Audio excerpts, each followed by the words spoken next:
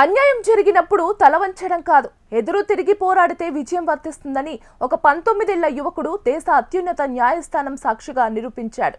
లాయర్లు లేరు, లక్షల ఫీజులు చెల్లించలేదు, కానీ తన దగ్గర ఉన్నది ఒక్కటే, అది సత్యం. ఆ సత్యం వైపే న్యాయం నిలబడింది.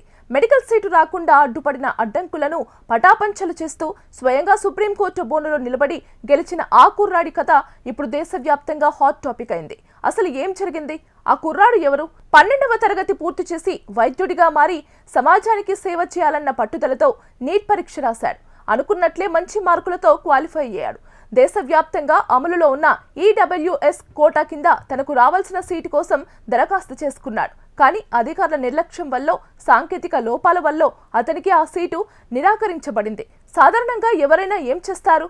తన తలరాత ఇంతే అనుకొని వదిలేస్తారు, లేదా పైరవీల కోసం తిరుగుతారు. కానీ ఈ 19 ఏళ్ల విద్యార్థి వినూత్నంగా ఆలోచించాడు.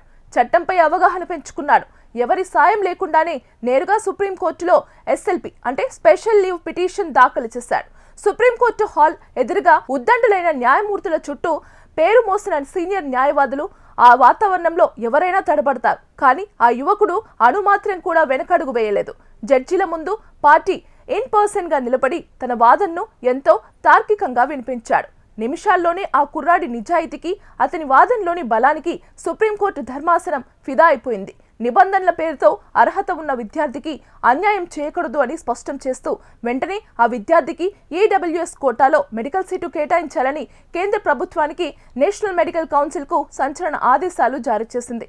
అన్యాయం జరిగిన ప్రతి ఒక్కరికి ఈ సంఘటన ఒక పెద్ద పాఠం.